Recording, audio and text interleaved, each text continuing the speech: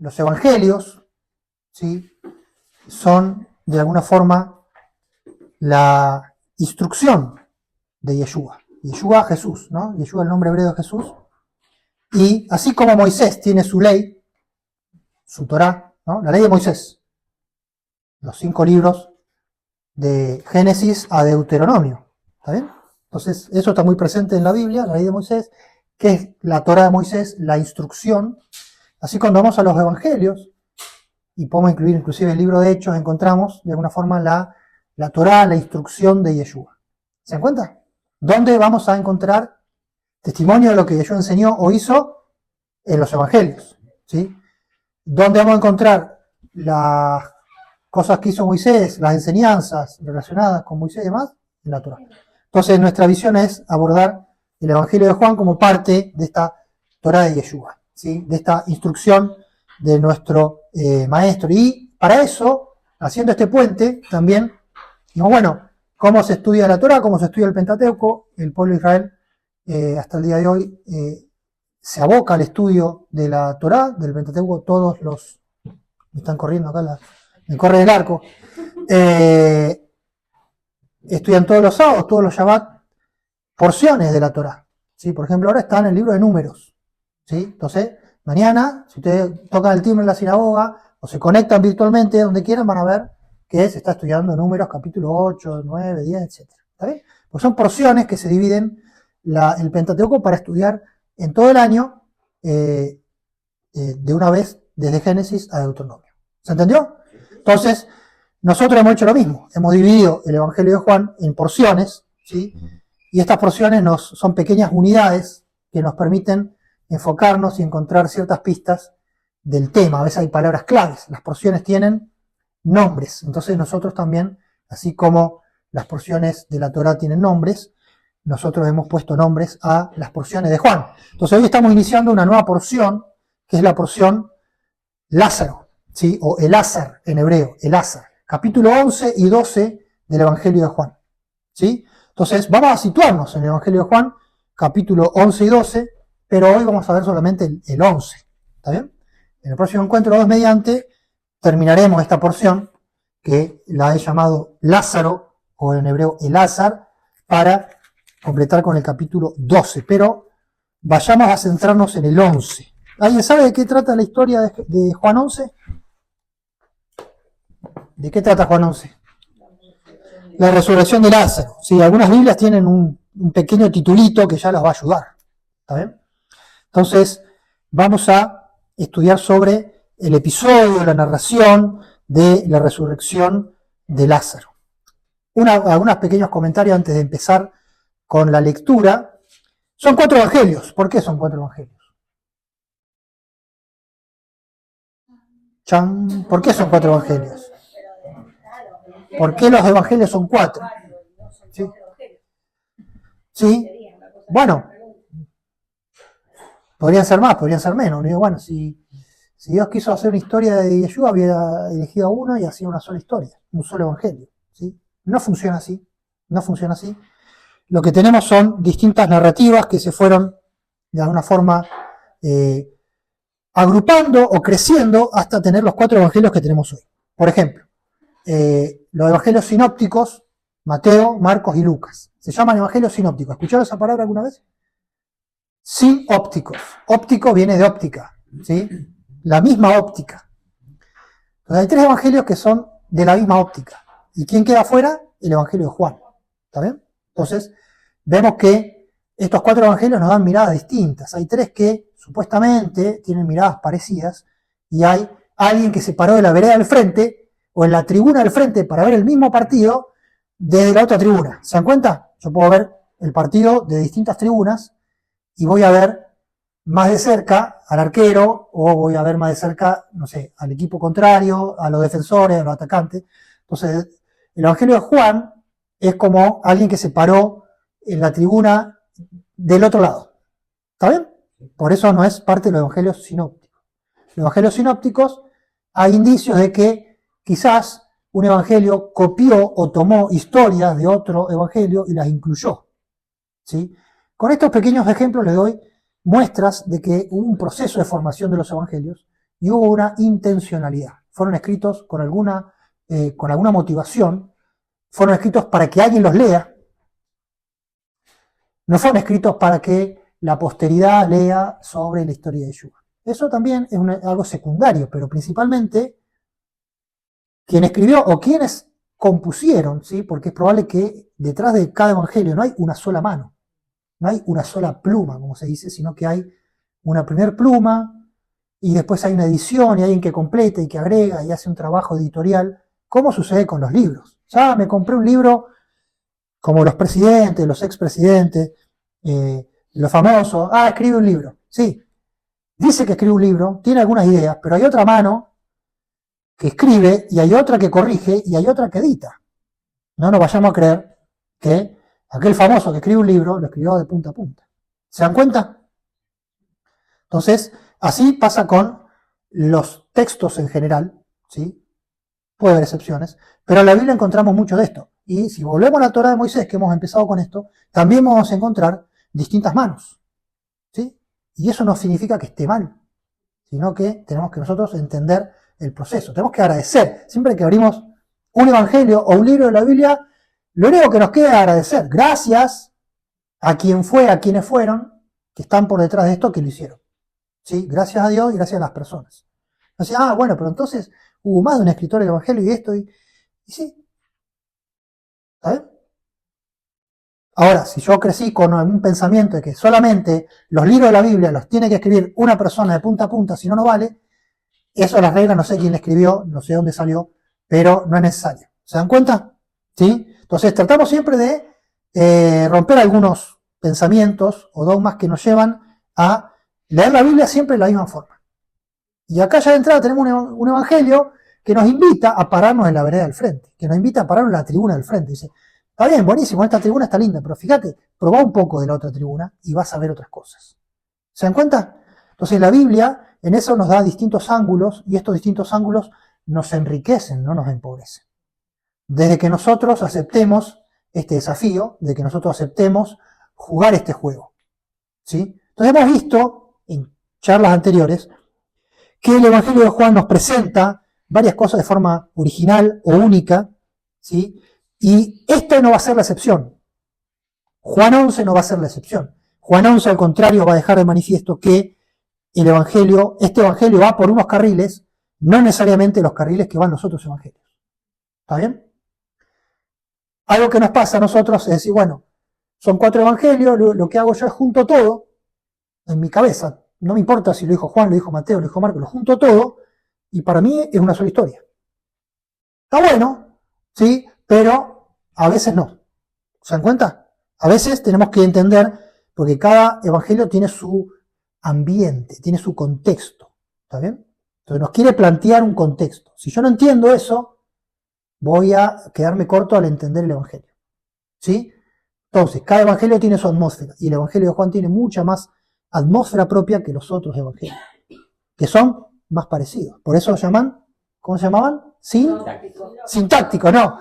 Sinópticos, la misma óptica. Bueno, vamos a Juan, capítulo 11, y leemos los primeros versículos. ¿Sí? Del 1 al 5, ¿alguien que pueda leer? O leemos un versículo cada uno, mejor. Vamos. Sí. Estaba entonces enfermo uno llamado Lázaro, de Betania, la aldea de María y de Marta, su hermana. María, cuyo hermano Lázaro estaba enfermo, fue la que ungió al Señor con perfume y le enjugó los pies con sus cabellos. Las hermanas de entonces mandaron a decir a Jesús: Señor, mira, el que tú amas está enfermo. Cuando Jesús lo oyó, dijo: esta enfermedad no es para muerte, sino para la gloria de Dios, para que el Hijo de Dios sea glorificado por medio de ella. Y amaba Jesús a Marta, y a Marta, a su hermana y a Lázaro. Hasta ahí nomás. Entonces acá tenemos la presentación del cuadro. Después vamos a ver que Yeshua va a ir a Betania con sus discípulos. Vamos a ver que se va a encontrar con Marta. Después se va a encontrar con María y finalmente va a ir al sepulcro y le va a decir a Lázaro: Lázaro, ven fuera, y va a resucitar Lázaro. ¿Sí? Todo este, digamos, es el resumen de la historia, que empieza hablándonos de un tal Lázaro. ¿sí? Y acá el nombre de Lázaro es la clave de toda esta historia y ya empieza a mostrar los enigmas, ¿sí? No solamente de la historia, sino los enigmas del Evangelio, ¿sí? ¿Qué significa Lázaro o Lázaro?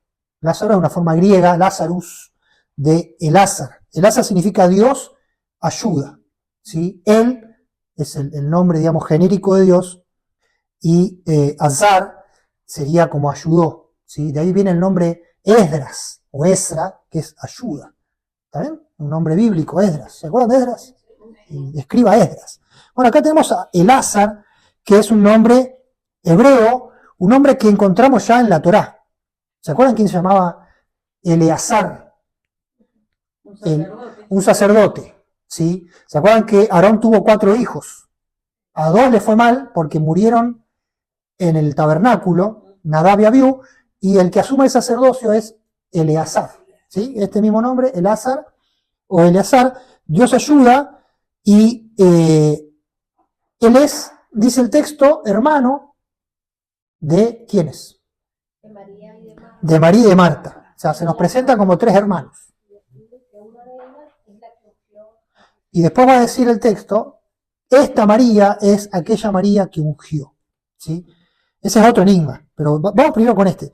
Entonces tenemos a Marta, ¿sí? Marta es en este pasaje más protagonista que María. Generalmente se piensa que María es la protagonista, acá es Marta. ¿Qué significa Marta? Marta viene del hebreo y también está en el arameo y en el acadio es Martá. Así que a partir de ahora es Martá. Martá es señora. Señora. Mar es señor. ¿Sí? De ahí viene Maranata. Marán, nuestro señor, ven. Mar, ¿sí? Es arameo señor. Un título muy elevado. Señor. ¿Sí? Y el femenino es Martá. ¿Está bien? Entonces, acá tenemos a los personajes y también tenemos el nombre María que aparece por todos lados en el Nuevo Testamento porque había muchas Marías y esto genera confusión. Había muchas Marías dando vuelta, digamos, alrededor de las escenas donde aparece Yeshua y a veces tengo que saber de cuál se trata. Ahora, interesante, Lázaro. Lázaro va a ser resucitado después de ¿cuántos días?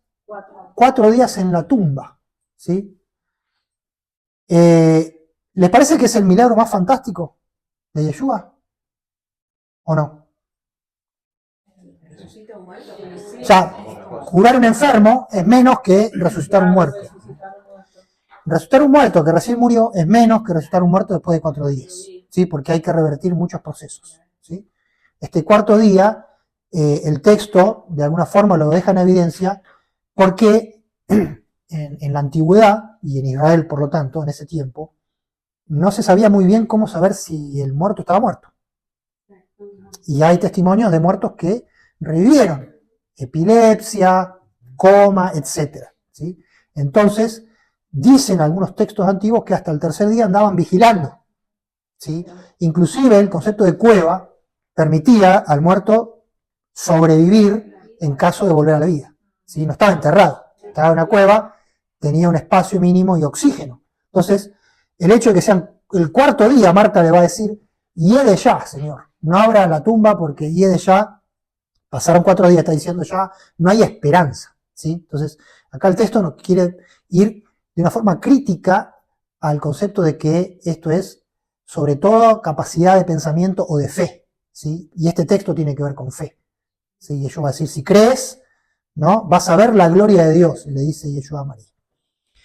Ahora, siendo así, siendo que es el principal milagro de Yeshua, llama muchísimo la atención que Lázaro es mencionado como tal solamente en el Evangelio de Juan. Los sinópticos no hablan de Lázaro. Ningún sinóptico va a hablar de Lázaro como hermano de María y de Marta, ¿sí? Marta y María van a aparecer en los otros evangelios, sí. ¿Se acuerdan que Marta trabajaba en la casa, en los quehaceres? Marta está afanada, con muchos quehaceres, y María eligió la mejor parte que estaba a mis pies, escuchando, etcétera, etcétera, y Marta imprecando a Yeshua, diciéndole, no tenés cuidado que mi hermana no me ayuda. Esa historia está. Lo que no está es Lázaro dentro de esa historia. Esto es llamativo, ¿sí? ¿Por qué? coincidimos que es el principal milagro o la principal señal. De hecho, en el Evangelio de Juan, esta es la última señal. Yeshua hace 7 señales, ¿sí? Que Juan no los llama milagros, ¿sí? Juan no va por el lado de los milagros, el Evangelio de Juan, sino el Evangelio de Juan va por el lado de las señales. Él está parado en la tribuna del frente. No es, uy, ay, Yeshua, el milagrero, mira, Yeshua hace esto, otro, seguilo, tu fe te ha salvado, andá y él te va a resolver los problemas. No. Yeshua es alguien que viene para algo más profundo, más duradero, que tiene que ver con su nación. Vamos a verlo al final del capítulo, ¿sí? Yeshua no murió solamente, dice el final del texto de Juan 11, ¿se acuerdan que Caifás dice, uno es mejor que muera uno y no que moramos todos? Y después el texto que dice, no lo dijo porque era un sabio Caifás, sino porque como era sumo sacerdote, le tocaba una porción del Espíritu de Dios y profetizó. No porque era bueno, no porque era santo, sino porque él era sumo sacerdote. Y dijo que Yeshua era conveniente que muriera, no solamente por su nación, sino por todos los hijos de Dios que estaban dispersos, para reunirlos. Entonces, esto es mucho más profundo. No es Yeshua que sana, estás enfermo, te ayudo. Acá hay un mensaje, un metamensaje, que está simbolizado en la historia de Lázaro, ¿sí? Y lo que Yeshua hace con Lázaro, lo que Dios quiere hacer con la nación entera, ¿sí? Que es un enfermo, que está por morir y a veces se va a presentar este dilema. Y este dilema también tiene varias escalas. Es el dilema personal, el dilema familiar, el dilema social y el dilema nacional. ¿Qué pasa cuando hay un enfermo? ¿Sí? Entre comillas. El enfermo como símbolo de una situación, símbolo de un problema, símbolo de una situación espiritual. Nuestra reacción es, Dios cura al enfermo. Y acá Dios está mostrando otra cosa. Tal vez el enfermo tenga que morir y yo lo resucite. Y ahí conectamos con Génesis 22. Quizás Isaac tenga que morir y yo lo resucite. Quizás me tengas que entregar a Isaac. Quizás Marta me tenés que entregar a Lázaro. Quizás María me tenés que entregar a Lázaro y yo después te lo devuelvo. Son dos formas de llegar al mismo lugar. Al fin y al cabo, Lázaro vuelve a estar bien. Pero los caminos son diferentes. No es lo mismo curarlo que dejarlo morir y resucitarlo. Marta manda un mensaje, un telegrama. ¿Sí? Si ustedes van al capítulo 10, al final del capítulo 10, ¿Yeshua dónde estaba físicamente? ¿Dónde estaba Yeshua con sus discípulos? No estaba en Jerusalén, no estaba en Galilea. A ver. No, al final del capítulo 10. Al final del 10. Del 10. Al final del 10. Al otro lado del Jordán. Al otro lado del Jordán donde estaba Bautizando Juan. exactamente. ¿Sí? Juan bautizaba sobre el Jordán y sobre los ríos afluentes del Jordán. Él bautizaba en los lugares donde antes había pasado un tal Elías, el profeta. ¿Sí? Y posiblemente este lugar era el lugar más al norte donde Juan había estado bautizando. Por lo cual, en esos lugares era bastante posible o obvio que había comunidades de discípulos de Juan el Bautista. ¿Está bien? Entonces, posiblemente Yeshua no estaba en el campo escondido y lo alimentaban los cuerpos, estaba en una zona, en una aldea, en esa zona del norte, ¿sí? Del norte del río Jordán, y en el afluente ya, hoy sería entre Siria, Jordania e Israel, los altos del Golán, por esa zona, ¿sí? Galilea un poco más al este, y posiblemente estaba rodeado de gente que también tenía una visión mesiánica, que eran posiblemente discípulos de Juan el Bautista y discípulos de Yeshua también. Hay algunos textos en otros evangelios que nos muestran este periodo de la vida de Yeshua, un periodo donde Yeshua está ahí porque en Judea lo quiere matar. Hay como una animosidad, y esto también tiene que entrar en la historia. ¿Sí? Acá hay un contrapunto, ¿sí? Yeshua el provinciano, Yeshua el galileo, ¿no? El nazareno, versus Judea, versus Jerusalén, versus el templo, versus estos fariseos que siempre son pintados como un poco hostiles, ¿está bien? Acá hay una cuestión de Boca y River, de partido de fútbol entre Judea y el resto de Israel, ¿está bien? Y vemos a un Yeshua sintonizado con el resto de Israel, como capital e interior. En Argentina está Buenos Aires y el interior. ¿Está bien? Entonces acá Yeshua está más en el interior, ¿sí? y hay una cierta hostilidad con la capital y con los capitalinos, por distintas razones. Bueno, Lázaro no aparece en todo el Nuevo Testamento, salvo en Juan, pero aparece en Lucas el nombre Lázaro. ¿Se acuerdan la parábola del rico y Lázaro? Sí. Lucas 16, alguien que lo pueda leer. Son algunos pocos versículos, vamos a leer el inicio, creo que es Lucas 16, 19. Es la parábola del rico y del mendigo. Sí, que le lamían los perros las llagas. Empezamos a leer Lucas 16, creo que es el 19 o el 18, o el 20. 19. A ver. Había un hombre rico que se vestía de púrpura y de lino fino y hacía cada día banquete con esplendidez. Había también un mendigo llamado Lázaro que estaba echado a la puerta de aquel lleno de llagas, y ansiaba saciarse de las migajas que caían de la mesa del rico, y aún los perros venían y le lamían las llagas. ¿Sigo leyendo? Sí, por favor. Aconteció que murió el mendigo y fue llevado por los ángeles al seno de Abraham, y murió también el rico y fue sepultado. Y en el Hades alzó sus ojos, estando en tormentos, y vio de lejos a Abraham y a Lázaro en su seno. Entonces él, dando voces, dijo: Padre Abraham, ten misericordia de mí, y envía a Lázaro para que me moje la punta de su dedo en agua y refresque mi lengua, porque estoy atormentado en esta llama. Pero Abraham le dijo: Hijo, acuérdate que recibiste tus bienes en tu vida, y Lázaro también males. Pero ahora este es consolado aquí y tú atormentado. Además de todo esto, una gran sima está puesta entre nosotros y vosotros, de manera que los que quisieren pasar de aquí a vosotros no pueden, ni de allá pasar acá. Entonces le dijo: Te ruego pues, padre, que le envíes a la casa de mi padre, porque tengo 5 hermanos, para que les testifique, a fin de que no vengan ellos también a este lugar de tormento. Y Abraham le dijo: A Moisés y a los profetas tienen, óiganlos. Él entonces dijo: No, padre Abraham, pero si alguno fuere a ellos de entre los muertos, se arrepentirán. Mas Abraham le dijo: Si no oyen a Moisés y a los profetas, tampoco se persuadirán, aunque alguno se levantare de los muertos. Hasta ahí nomás. Bueno, tremendo, ¿sí? Esta es una parábola, es quizás la más difícil, es única, porque nos habla del post-mortem, ¿sí? Del más allá. Y Yeshua hablaba en otros términos, en general, del reino, del fin del siglo, etc. Pero acá tenemos un diálogo en el más allá. Esta es la única parábola donde aparece un personaje con nombre. Realmente, ustedes piensen, las parábolas generalmente no tienen nombre. Un hombre, un hijo, un servidor, uno bueno, uno malo, pero no hay nombres específicos. Y acá encontramos a un mendigo llamado Lázaro. Esta es la única vez que aparece el nombre Lázaro en el Nuevo Testamento, aparte de Juan 11 y Juan 12. ¿Sí? Esto es interesante. Cuando uno investiga, ve que hay mucho paralelismo.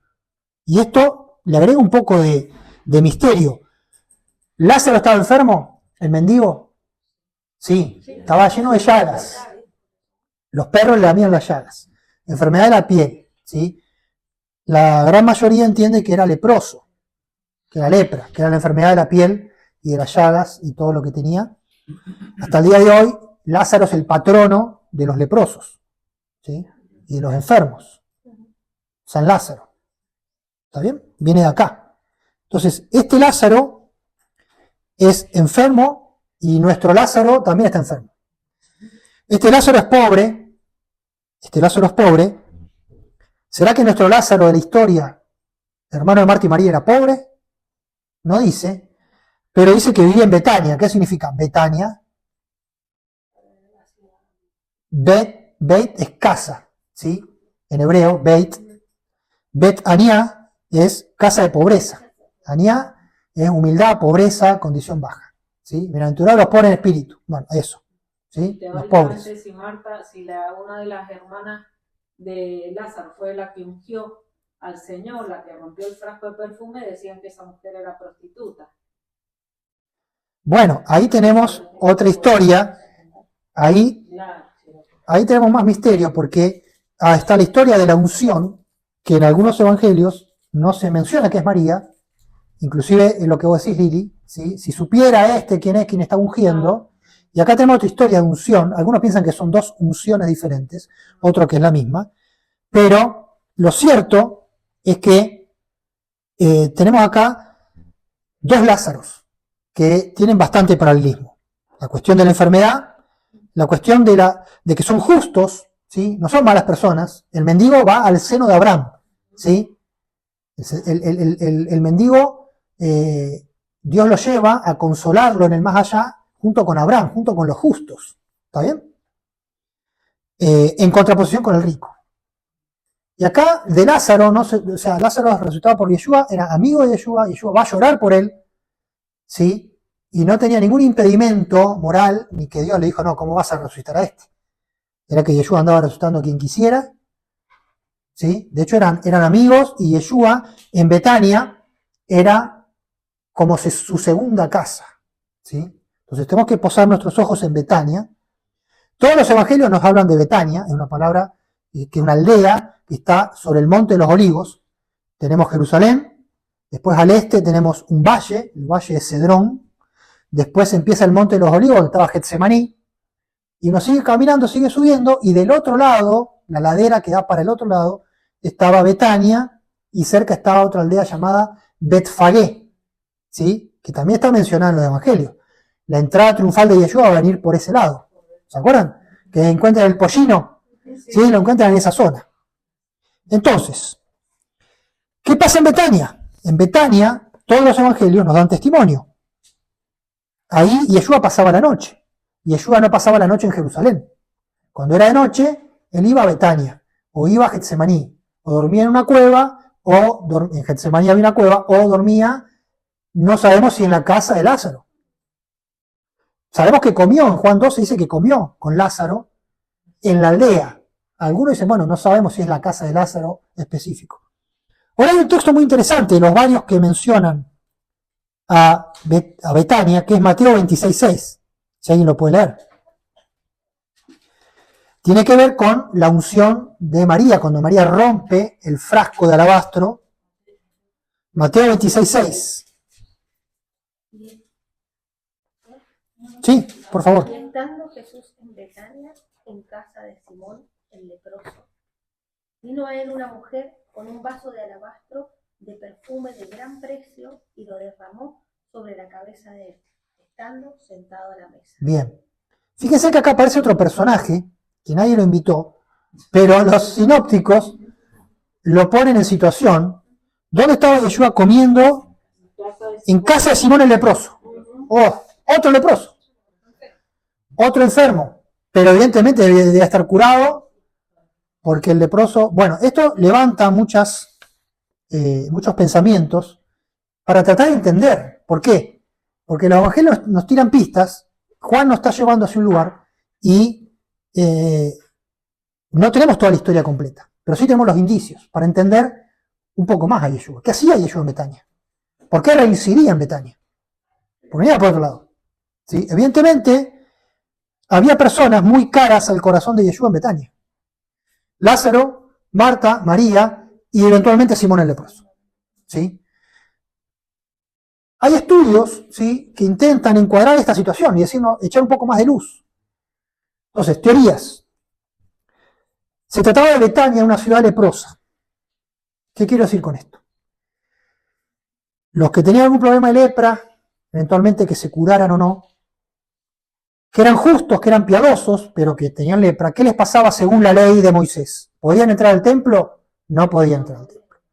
Pero, estando en Betania, estaban frente al templo y de alguna forma podían estar en comunión con el templo sin poder ir. ¿Sí?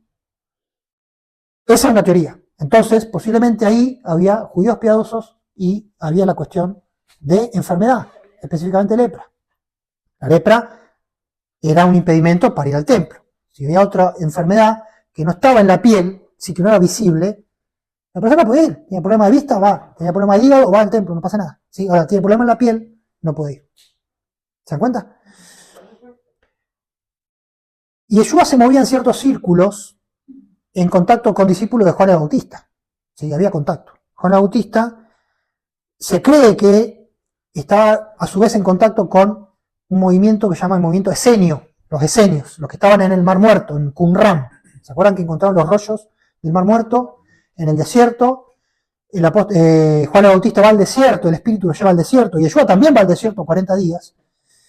Y estos eran también piadosos o ultra piadosos que buscaban el reino de Dios. Muchas de las enseñanzas de Yeshua hacían eco con este movimiento, inclusive la enseñanza de Pablo después. ¿Sí? Por más que Pablo nació fariseo, ¿sí? Después va a incorporar, y en el texto vamos a encontrar una frase que es muy usada en el medio esenio, que tiene que ver con la luz y las tinieblas. ¿Sí?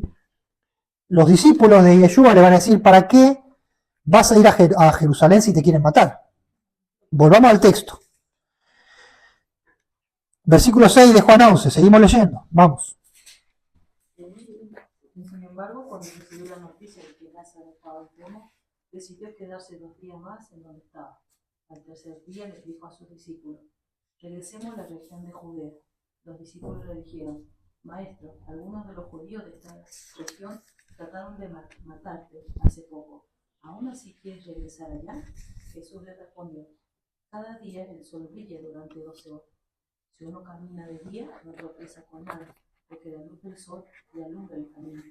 Pero si camina de noche, tropieza porque le hace falta la luz. Ahí nomás. Ahí entonces tenemos una respuesta metafórica de Yeshua hablando de luz y tinieblas, que tiene que ver la Judea con que el día tiene 12 horas y la noche tiene 12 horas. El día judío se dividía 12 y 12. ¿Está bien? Entonces, muy temprano en la tarde ya era noche. ¿Sí? ¿Se acuerdan cuando los discípulos de Maúl dicen, el día ha declinado, quédate? ¿Sí? Se levantaban muy temprano, tipo 6 de la mañana, y 6 de la tarde ya paraba todo. Oscurecía totalmente, más en invierno, y entonces acá Yeshua usa esta metáfora de la luz y las tinieblas, que en el Evangelio de Juan aparece ya en el capítulo 1. Esta categoría tan tajante, o sos luz o sos tinieblas, era propia del movimiento esenio. Ellos creían en la batalla final entre los hijos de la luz y los hijos de las tinieblas. ¿Sí? Ellos se preparaban para ese día escatológico, para el fin del mundo, para el juicio final, para la segunda venida, llamémoslo como querramos, y se manejaban en estas categorías de luz y tinieblas. Acá el evangelista pone en boca de Yeshua estas categorías, diciendo, bueno, yo soy de la luz, no tengan miedo, nos manejamos con la luz. ¿Cuál es la luz? La luz es lo que Dios hace, por medio de Yeshua. ¿Sí? Yeshua se autoentiende como siervo de Dios, como luz de Dios, yo soy la luz del mundo, Juan 8:12, el que me sigue no andará a tinieblas, tendrá la luz de la vida. Acá vuelve a repetir el concepto. Esos, ¿viste? Algunos judíos procuran prenderte o matarte, esos son los que andan en tinieblas.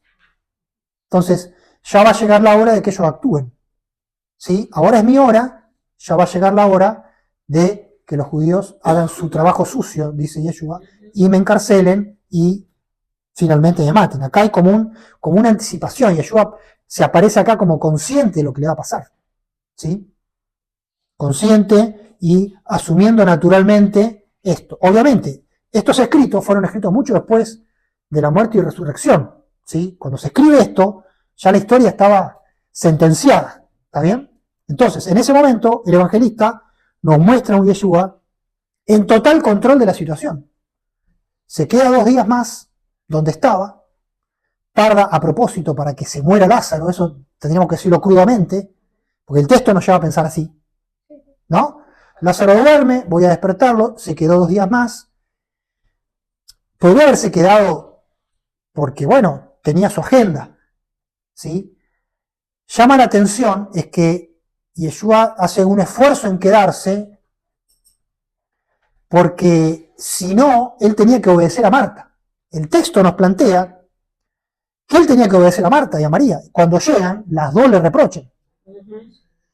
Eso es raro, ¿sí? Porque es una mujer reprochándole a un hombre hace 20 siglos y que no es la madre, ¿sí? Que podría ser alguien que pueda reprochar. Entonces, esto levanta otras hipótesis. Y bueno, realmente, ¿qué grado de cercanía? Algunos dicen, bueno, inclusive, ¿serán que eran parientes?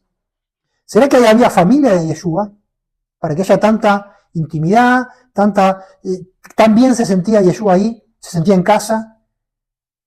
Estas mujeres medio que lo mandonean, le mandan un telegrama, venite. No era que una discípula lejana, no vemos esto. La única actitud parecida la encontramos también en el Evangelio de Juan. En Juan 2, cuando la madre le dice, che, le falta vino. ¿Está bien? ¿Sí? Entonces en Juan vemos estas cosas que en los otros evangelios no. ¿Sí? Cuando aparece la madre y los discípulos dicen, te están buscando, llegó tu mamá, llegaron tus hermanos. ¿Quiénes son mis hermanos? Ustedes que hacen la voluntad de Dios. Ustedes son mi hermano, mi hijo y mi madre. En cambio acá encontramos, desde la otra tribuna se ve otra realidad. Y se ve una zona en Betania muy especial. No tenemos toda la información que queremos, pero los indicios nos muestran que era evidentemente un lugar especial. Llamativamente, Lázaro, que es el centro de la historia, no aparece en los otros evangelios. ¿O sí? Porque ¿será que Lázaro no es Simón el leproso? Los sinópticos me dicen que Yeshua estaba en casa de Simón el leproso y vino María y le ungió los pies. Juan me dice que Lázaro y Yeshua estaban a la mesa y viene María y lo unge. Entonces, o Simón el leproso es lo mismo que Lázaro el enfermo que resucita y que está conectado con la historia de Lázaro el leproso mendigo que muere y resucita. Pues fíjense que el mendigo, el rico quiere que el mendigo resucite. La historia de la parábola del rico y Lázaro es la resurrección de Lázaro. Y Abraham le dice, no, aunque resucite, no van a creer. Y acá el mensaje es el mismo. Algunos judíos, algunos líderes, algunos de Judea, algunos de la capital, aunque Lázaro resucite, no van a creer. Fin de la historia, capítulo 11, hacen un complot para apresar a Yeshua. ¿Por qué? Aunque vieron a alguien que volvió de los muertos, no creen. Aunque ven un Lázaro, no creen. Y aunque vean después, porque esto es un anticipo de la propia historia de Yeshua, no van a creer. ¿Se dan cuenta? Entonces acá hay una gran conexión. Hipótesis, se las tiro al ruedo para que ustedes después investiguen esto, para que ustedes mañana tengan ganas de levantarse temprano, hacer el mate, y che, voy a poner a investigar. Simón el leproso, ¿será Lázaro? ¿Será que Juan le pone a Simón por nombre o apodo Lázaro, conociendo la historia del mendigo? ¿Se dan cuenta? ¿Será que Lázaro no se llamaba Lázaro, pero en conocimiento de esta parábola que quizá era conocida inclusive de antes, quizá ni siquiera una parábola que Yeshua, entre comillas, inventó, quizá era un concepto, porque un concepto dice, si no le crees a la Torá y a los profetas, te puede caer algo del cielo o algo de abajo y no vas a creer. Esto es un concepto muy judío. No hace falta que venga Yeshua. Cualquier rabino pondría la firma y el sello diciendo, es así. ¿Está bien? Porque está exaltando a la ley de los profetas.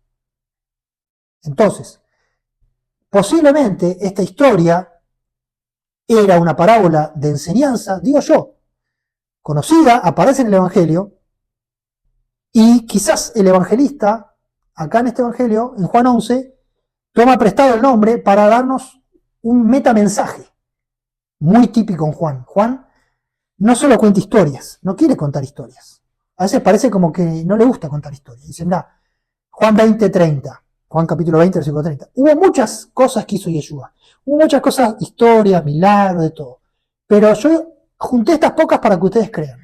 ¿Sí? Entonces Yeshua está, el Yeshua de Juan es distinto. El evangelista acá quiere que creamos, ¿sí?, en el Mesías. Quiere que nos alineemos con un pensamiento. No quiere contarnos, no quiere hacer una biografía de Yeshua. Para nada. ¿Sí? No quiere contarnos en detalle, después pasó esto, fue para allá. Lo hace a veces y lo hace con detalles únicos. Cuando lo hace bien. ¿Sí? Acá nos cuenta de Betania, te dice, bueno, quedaba tanta distancia de Jerusalén, 15 estadios, entonces los judíos vinieron. Nos va a contar de Siloé, de Betesda, que estaba en tal lugar, cerca de tal puerta. O sea, hay alguien que sabe, no está inventando, ¿sí? Hay alguien que conoce, pero no es su foco. Conclusión, el misterio de Lázaro, ¿sí? ¿Por qué los sinópticos no lo nombran? Y si podemos conectar la historia de Lázaro con la parábola del mendigo. Y hay mucho paralelismo. Pero tenemos que seguir. ¿sí? Tenemos que seguir. Dejo las puertas abiertas para que nosotros sigamos investigando, porque esto tiene mucha tela para cortar. Otra cuestión en Juan. Juan es un evangelio distinto, lo he dicho varias veces en esta noche. Juan 11 tiene mucho paralelismo con Juan 9. ¿Se acuerdan Juan 9, la historia del ciego? ¿Quién pecó? Este es su padre. No, es para que la gloria de Dios se manifieste, para que las obras de Dios se manifiesten en él. ¿Y Lázaro por qué muere? ¿Y por qué pasa 4 días? María, ¿no te dije que si crees vas a ver la gloria de Dios? ¿Sí? Para que el Hijo del Hombre, el Hijo de Dios, sea glorificado. Entonces acá es el mismo motivo, es el mismo objetivo, la narración es semejante. En Juan 9 los discípulos no entienden. ¿Quién pecó? Este es su padre. Acá son las hermanas que no entienden y los discípulos tampoco entienden. ¿Para qué vamos a Judea? Te van a matar. Aparece Tomás y le dice, el diálogo entre Tomás Y los condiscípulos. Fíjense, primero, acá hay básicamente 2 diálogos importantes, que es el de Yeshua con los discípulos y el de Yeshua con Marta. ¿Sí? Porque en Juan lo que importa son los mensajes. La historia es como el telón de fondo. La historia nos da el contexto, pero lo que el evangelista quiere transmitir está en las palabras y en el mensaje de Yeshua. ¿Sí? Por eso las historias son muy narradas. Si ustedes van a Marcos, al Evangelio de Marcos, cada 2 versículos hay un milagro.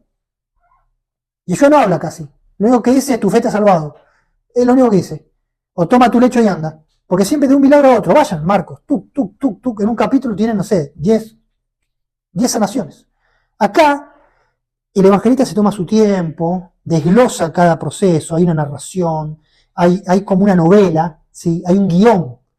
Empieza, ¿sí? ¿Con qué? Con el drama desatado. Hay un enfermo, telegrama a Yeshua, empiezan las cosas raras, Yeshua se la toma con calma, los discípulos no entienden, Yeshua empieza a filosofar, de día, de noche, luz, tinieblas, nuestro amigo Lázaro duerme, ¿sí?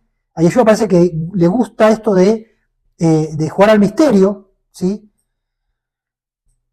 Los discípulos dicen, versículo 12, entonces si duerme sanará, ¿sí? Pero acá nos dice que Yeshua le está diciendo que está durmiendo porque estaba muerto. Está usando un eufemismo típico en Israel, ¿sí? Pero nos presentan los discípulos como que siempre están en otra sintonía, que Yeshua está allá arriba y ellos siempre se les escapa, ¿sí? Es una forma como pintoresca de mostrarnos que Yeshua siempre está más allá, ¿sí? De que nuestra visión es limitada, que nosotros como discípulos estamos un escalón abajo. Una forma de poner en su lugar a todos nosotros, una forma indirecta. O sea, vos sos Pedro, vos sos Tomás, vos sos Natanael, ¿sí? No te crees Yeshua. Tu lugar es hasta ahí, tratar de seguir, pero nunca vas a poder llegar al nivel o decir, mira, yo sé tanto, yo entiendo tanto a Dios como Yeshua. Bueno, versículo 14, seguimos leyendo, dale, sigamos. Alguien que lea, 14. Entonces Jesús les dijo claramente, Lázaro ha muerto, y me alegro por vosotros de no haber estado allí para que creáis, mas vamos a él. Dijo entonces Tomás, llamado Dídimo, a sus condiscípulos, vamos también nosotros para que muramos con él. Bien, ahí termina el diálogo. Generalmente se ve esto como una ironía de Tomás, como diciendo, acá tenemos algo interesante. Lázaro está enfermo. ¿Cuál es el telegrama que le mandan? Búsquenlo en los primeros versículos. Que vaya pronto. No, bien. Todo el telegrama.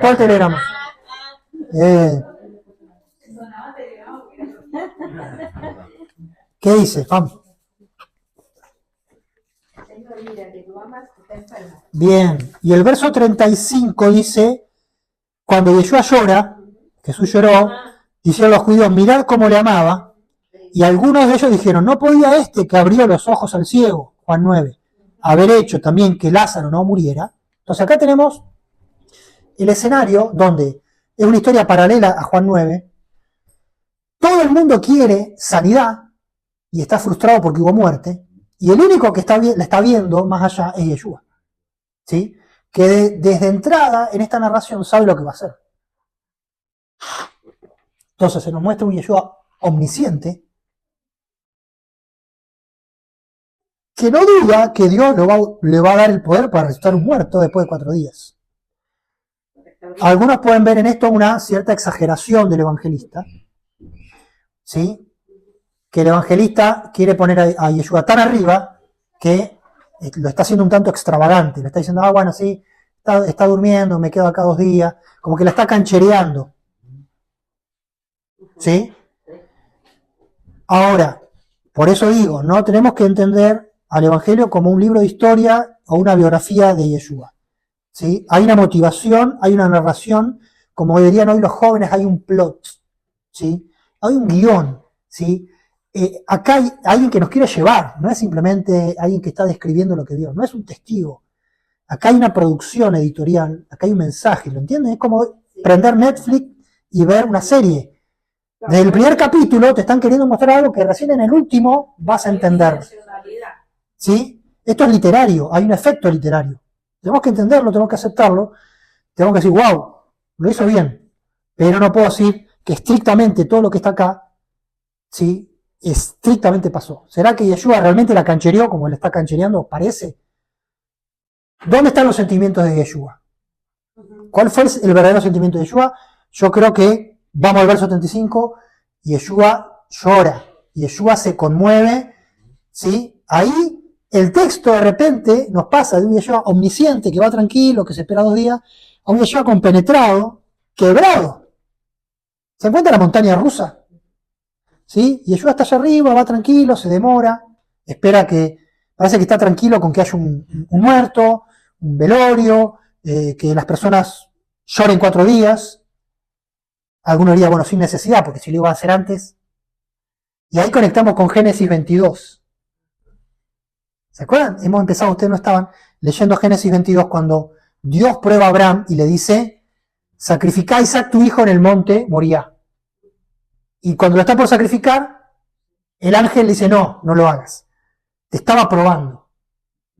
Acá parece que la historia tiene un poco de este paralelismo. ¿Sí? Y Yeshua está probando a Marta, y Yeshua está probando a María, porque vamos a ver el diálogo, es un diálogo de, ¿estás creyendo? ¿Estás entendiendo que Dios puede darle vida a tu hermano? ¿Está bien? Entonces acá hay una cuestión pedagógica, revelatoria, por detrás del comportamiento un tanto extraño de Yeshua. El telegrama dice, el que amas. El que amas. Yeshua no amaba a muchas personas. No se enojen conmigo, no se enojen. No hay textos que digan que Yeshua amaba específicamente a personas individualmente, ¿o sí? No. Sí, al contrario, si ustedes me aman, guardan mi palabra. Si ustedes me aman, son mis amigos. Ahora acá dice el que amas. Bueno, ¿sí? es algo también en Juan que dice el discípulo amado. Después vamos a llegar a ese discípulo amado. Ahí ya, ese va a ser el sumum de toda esta historia de Juan, porque hemos empezado este estudio de Juan sin saber quién escribió el Evangelio de Juan. La tradición dice que fue Juan el apóstol. ¿Sí? Pero nosotros internamente todavía no sabemos. ¿Sí? Por lo que dice el Evangelio, no sabemos quién lo escribió. Sí sabemos que tiene que ver con un tal discípulo amado, que hasta ahora no apareció, pero ya va a aparecer, porque esto es como una serie. ¿Está bien? Véanlo así, porque nos va a ayudar a entender lo que el autor quiere provocar y cómo nos quiere llevar. ¿Sí? Es alguien que nos quiere llevar por escenarios, por emociones, por mensajes, por idas y vueltas, por altos y bajos. Y si nosotros no queremos, es como dice, yo me quedo abajo de la montaña rusa y miro cómo los demás gritan, disfrutan, ¿no? Me quedo abajo. Ahora, la invitación es a subirse. ¿Está bien? Y parte del misterio está en no saber quién escribió. Es parte del misterio, es parte de la trama. ¿Está bien? Entonces tenemos que aceptar la propuesta del Evangelio llamado Evangelio de Juan. A mí lo que me llama mucho la atención es que dice que Jesús llora. Sí, el único lugar donde encontramos, dicen que el versículo más corto de la Biblia, eso para los que les gustan las estadísticas, Bueno, pero cuando vea Jerusalén, no es que también también hay una, sí, se lamenta, dice que se lamenta. Ahora, esos textos tenemos que entender que son preciosos porque posiblemente esos textos son los más cercanos a lo que realmente pasa. Porque Yeshua no era un robot, Claro, yo no también ¿sí? Era un judío del siglo I. Entonces, Los judíos tienen emociones, los judíos expresan sus emociones, los judíos no se quedan callados, no son ingleses, no son nórdicos, ¿sí? Son más parecidos a los latinos, ¿sí? Más sangre caliente, ¿sí? Y los discípulos eran sangre caliente. Entonces, ¿por qué Yeshua no iba a ser sangre caliente? ¿Sí? Entonces, en Juan, en este evangelio se nos presenta a veces a un Yeshua muy flemático, muy filósofo, pero de repente aparece este Yeshua, sanguíneo, emocional, vulnerable, que se compenetra con la situación, con el dolor ajeno, con personas que eran muy cercanas a él, lo hemos dicho, quizás parientes, quizás muy cercanos, no sabemos. Misterio. ¿Sí? Y entonces es el que ama. Cuando Dios le dice a Abraham, toma a tu hijo, tu único hijo, ¿a quién? Amas. Entonces, ¿se dan cuenta cómo es una historia paralela a Génesis 22? Interesante, ¿sí? Interesante. Tenemos que seguir adelante. Entonces, esta enfermedad, dice el versículo 3, no es para muerte, sino para la gloria de Dios. Lo mismo de Juan 9. ¿Para qué? Para que el Hijo de Dios sea glorificado por ella. Y acá me paro. No hay nada de raro en este texto. Es para que el Hijo de Dios sea glorificado. Ahora, si uno se pone a pensar por la negativa, dijo Hijo de Dios. ¿Cuándo dice el Evangelio de Juan Hijo de David? Jesús, Hijo de David, ten misericordia de mí. ¿Se acuerdan? ¿Están los Evangelios? ¿Sí o no? Sí, muchas veces. Sí. Bartimeo, el otro que decía, ¿no? Jesús, Hijo de David, ten misericordia. ¿Qué pasa? Hijo de David significa de Judá. Significa capitalino. Judea, capital, hijo de David, estirpe. La palabra David, vamos a las estadísticas. La palabra David, de donde justamente aparece hijo de David, o David como puede ser citado, pero generalmente es o en una genealogía o diciendo que Yeshua es hijo de David, en los evangelios. 17 veces en Mateo. Mateo usa 17 veces hijo de David porque Mateo, en su narración, quiere mostrar a Yeshua como hijo de David, con derecho al reino, con derecho al trono de Israel. Marcos usa 7 veces hijo de David, menos la mitad. Marcos nos habla de Yeshua como el siervo de Dios, el que vino a servir y no a ser servido. Entonces, si bien aparece hijo de David porque las personas le decían, no es tanto. En Lucas aparece 13 veces. En Lucas aparece bastante. 13 veces. En el Evangelio de Juan solo aparece en un versículo 2 veces.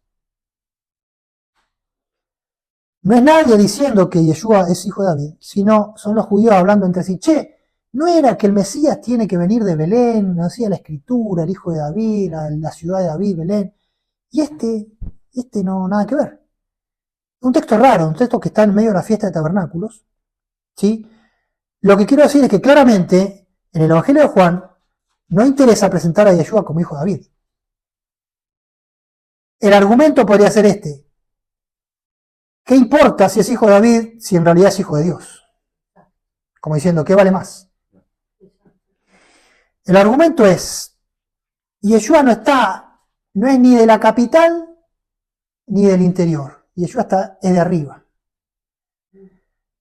Como es de arriba, puede traer paz y unificar a la capital con el interior.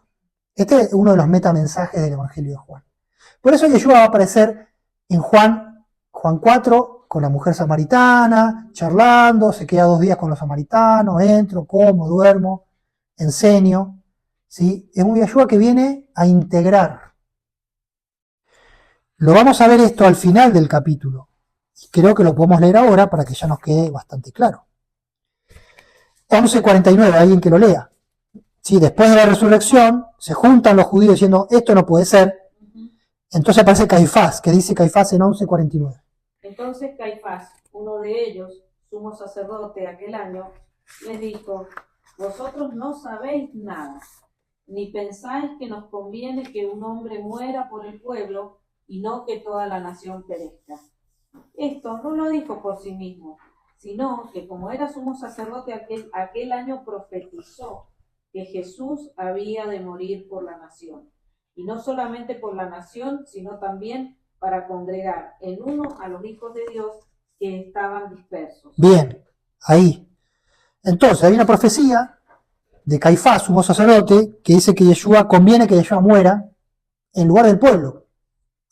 Porque si la sociedad se alborotaba en Judea, como estaba alborotada en el interior, si se alborotaba en Jerusalén, en el templo, los romanos iban a actuar. Es una verdad. ¿Sí? No quiere decir que estuviera mal matar a Yeshua, pero el razonamiento tenía su lógica.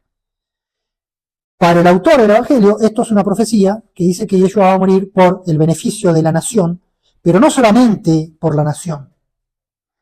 La nación en esa época, si uno va políticamente, era Judea. El resto ya algo de Galilea y demás.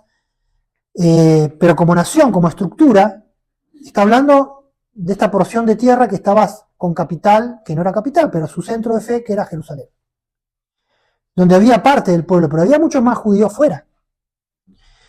Sino también para congregar en uno a los hijos de Dios que estaban dispersos. Entonces acá hay un mensaje claro de que la obra de Yeshua no es centrada en Judea, sino que el judío tiene que salir de su posición a encontrarse con Yeshua, y el que está disperso tiene que acercarse. Por eso es tan importante el mensaje de Juan. El mensaje de Juan muestra la tendencia. Juan está en el desierto bautizando, y los judíos salían de Jerusalén e iban hasta él. Muchos de buena voluntad y otros para investigar qué estaba pasando. Entonces el mensaje es ese, que el judío tenía que salir de su zona de confort, salir de su pensamiento preestablecido, salir de sus dogmas y aceptar lo que Dios estaba haciendo de una forma quizás poco ortodoxa para el judío de Judea. ¿Sí? Quizás Dios estaba obrando a la Galilea o a la Samaritana, y eso a los judíos no les gustaba. ¿Sí?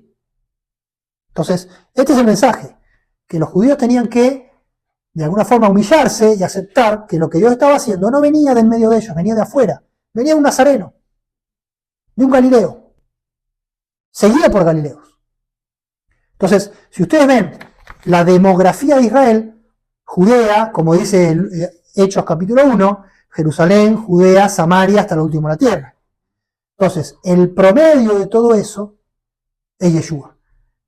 ¿Sí? Si yo tengo gente en Jerusalén, en Judea, en Samaria, en Galilea, del otro lado del Jordán y hasta en Roma, quien puede unificar todo eso no puede ser alguien que piense como un judío, que viva en Jerusalén, que solo piense que ellos están correctos y el resto está equivocado. Porque el judío tenía un sentimiento de superioridad con el Galileo, claramente. ¿Sí? Entonces Yeshua es alguien que representa a todo el pueblo. Es tan sabio como un rabino que está en el templo, que está en el pórtico de Salomón enseñando, a los 12 años ya le hace preguntas, pero a su vez es tan campesino como el Galileo, como el samaritano, y tan humilde como el que está por allá. Entonces acá hay un mensaje, un criptomensaje, que nos muestra una señal que el judío tiene que aceptar. Algunos aceptan, otros no, y se endurecen. ¿Sí? Según las palabras del evangelista, están en tinieblas, porque no ven la luz de Dios. Y después vendrán los gentiles. Eso todavía. Ahora, dice para congregar en uno a los hijos de Dios que estaban dispersos. Acá hay dos cosas interesantes. Congregar en uno significa, la palabra griega para congregar en uno es sunagage. Sunagage. ¿A qué le suena sunagage? Sunagage. A ver lo que sabe en griego. Olvídense de las vocales y quédense con las consonantes. ¿Qué palabra tiene la S, la N, la G y la G? Sinagoga, muy bien. Sos una hija de luz, Marta. Entonces, el verbo congregar uno es sunagage. Fíjense qué interesante, como que Dios quiere, por medio de Yeshua, hacer una gran sinagoga donde se juntan todos sus hijos de Israel, los que están en Judea y los que están dispersos. Esto para sacar, a veces la palabra sinagoga tiene como un halo negativo, sinagoga sinónimo de algo negativo, no. ¿Sí? La iglesia pues tranquilamente podría ser sinagoga. ¿Está bien? Pasa que por distintas razones terminan usando términos diferentes para no confundir, pero no hay diferencia. ¿Está bien? Entonces, el objetivo del Mesías es congregar. unir a las 12 tribus. Conecten esto con las 12 tribus, conecten esto con el Antiguo Testamento, donde tenemos dos reinos, el reino del sur y el reino del norte. Todo esto permea el Antiguo Testamento mucho más de lo que nos imaginamos. Y siempre está esta cuestión entre Judá y José. José, representante de las tribus del norte. ¿Se acuerdan de José, el que va a Egipto, el príncipe? Y Judá. Entonces, esta tensión va a estar siempre. Y Yeshua aparece alguien del interior, más de José, ¿sí? Su papá se llamaba José. ¿Será que se llamaba José o que ponen José? ¿Por qué? Porque en ese tiempo surge un concepto que es el Mesías hijo de José. Así como tenemos Mesías hijo de David, ¿no? Eso está en los evangelios. Se empieza a gestar un concepto judío de el Mesías hijo de José. Mesías hijo de David, rey. Mesías hijo de José, siervo. O Mesías sufriente. Así como José sufrió, murió y resucitó. ¿O no murió y resucitó José? No, estás loco. ¿Qué estás diciendo? Figurativamente, José va a la cisterna y resucita, lo sacan. Como Lázaro, como Yeshua, como Isaac. Se encuentra el mismo patrón. Para congregar a los hijos de Dios que estaban dispersos.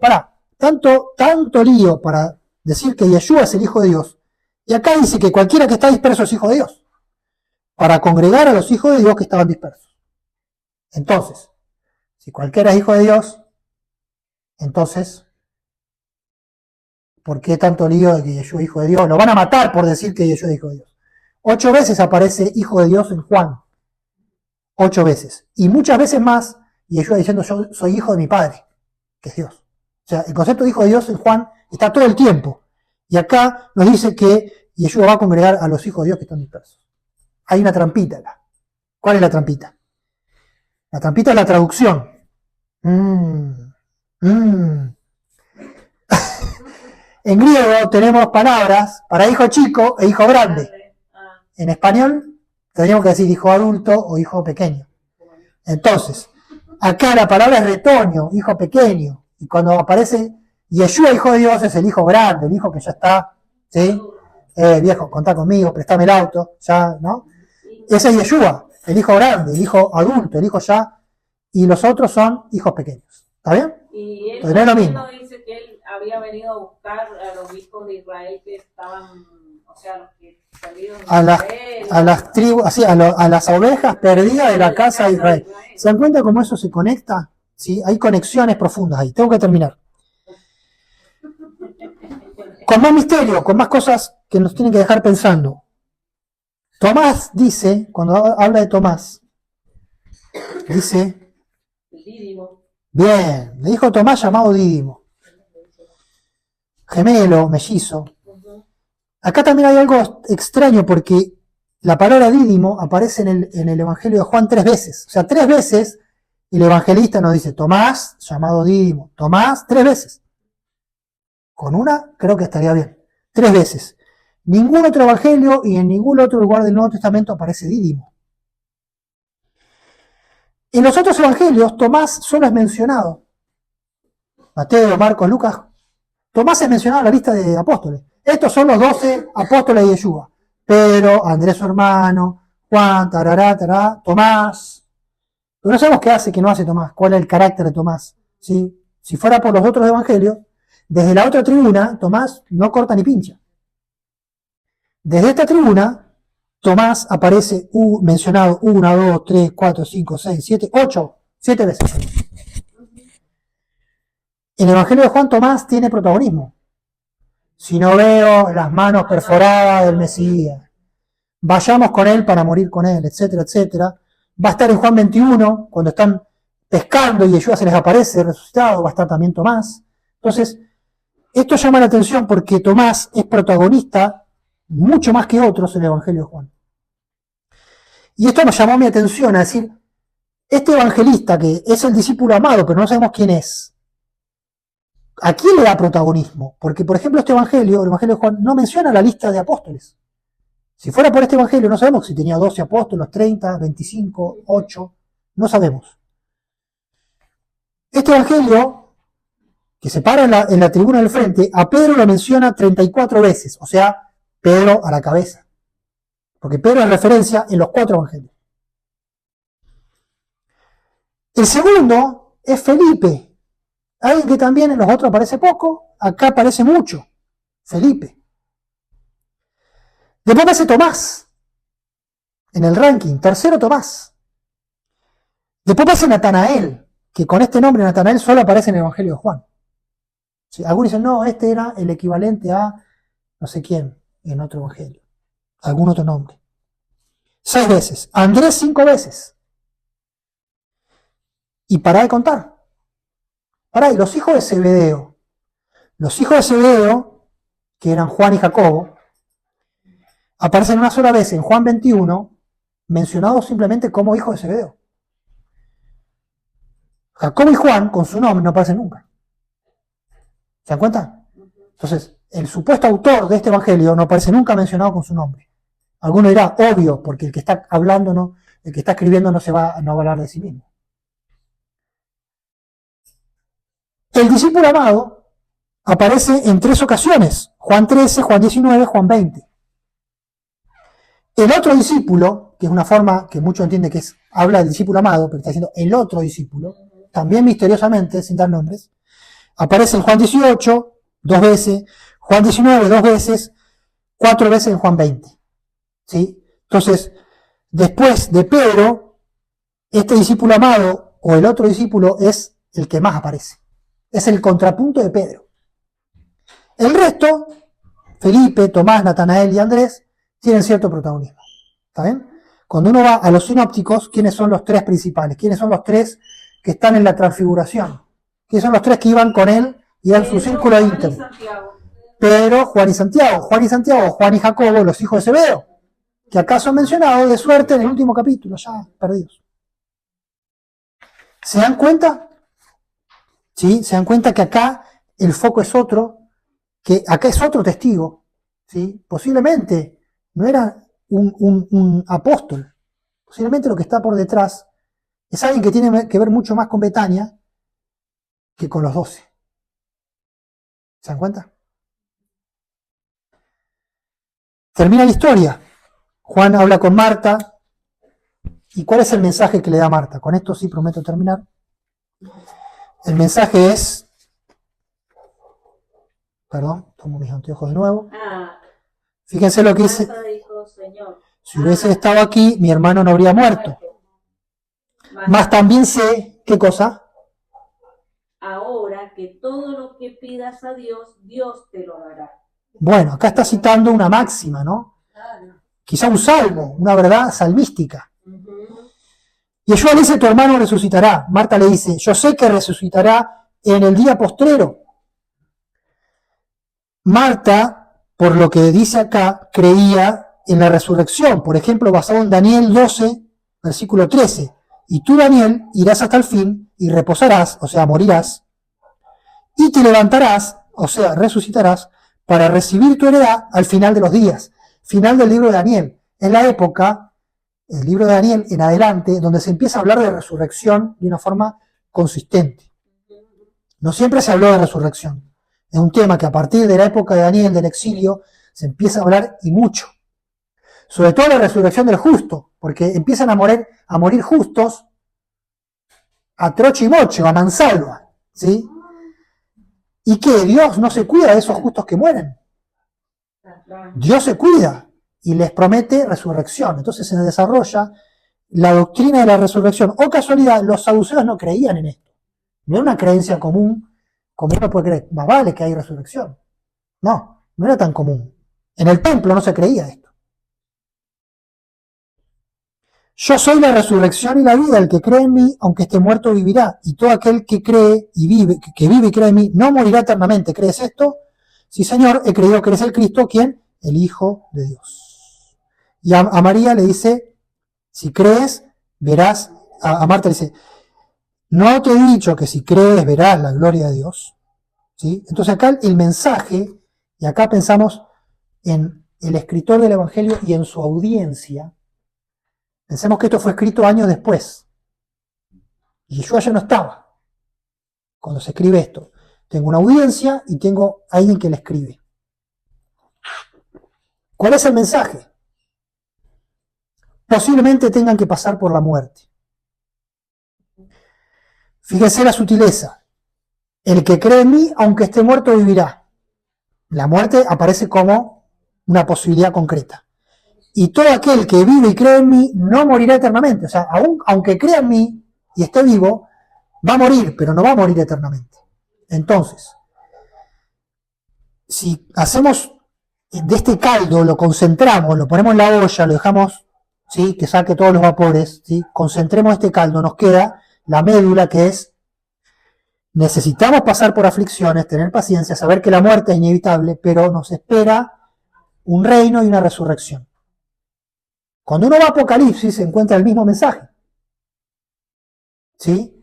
Y aquellos que mueren por causa del Evangelio, por causa de Yeshua, andan de vestiduras blancas, tienen arpas en las manos, están debajo del altar esperando su vindicación, etcétera, etcétera, etcétera.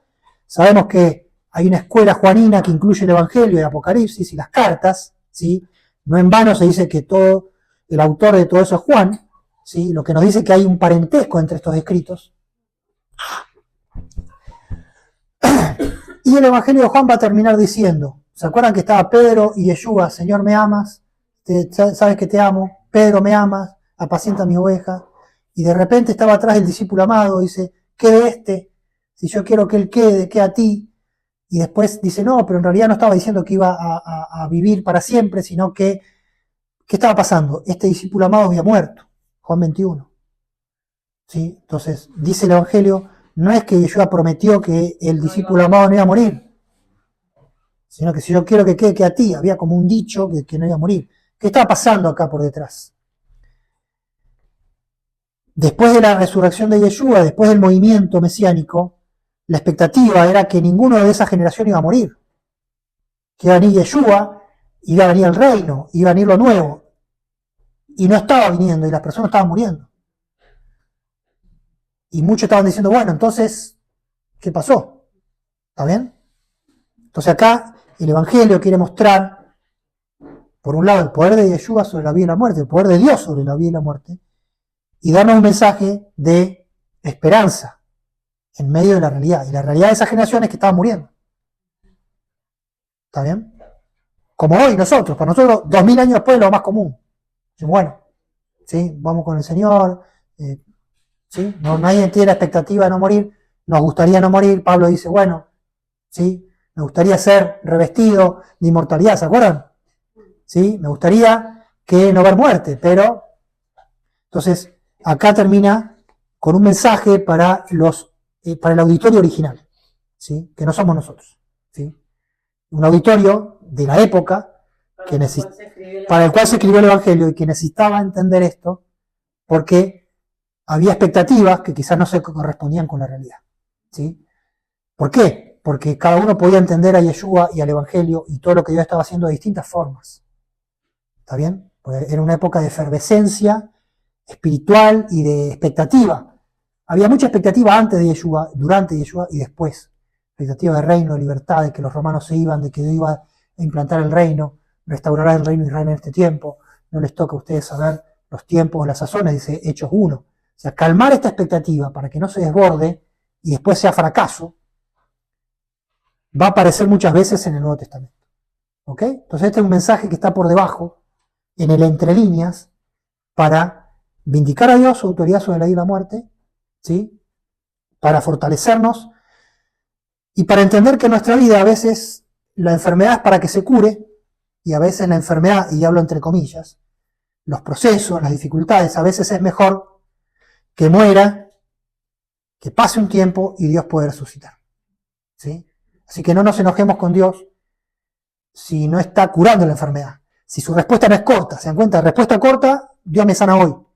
Respuesta larga, pasa el proceso, yo tengo que aprender cosas, tengo que aprender que Dios provee, Génesis 22. Y en el último instante Dios me da su respuesta. ¿Sí? Respuesta corta, respuesta diferida. Dios es el mismo, Dios está en control. Y esto para nuestra vida, para nuestra experiencia, seamos pacientes con Dios. Esto sería lo que nos quisiera decir el evangelista. Sean pacientes con Dios. No quieran torcer la mano de Dios. No quieran manejarle la mano. Curame hoy, curame mañana. Dios es soberano. ¿Amén? Amén. Dios es soberano.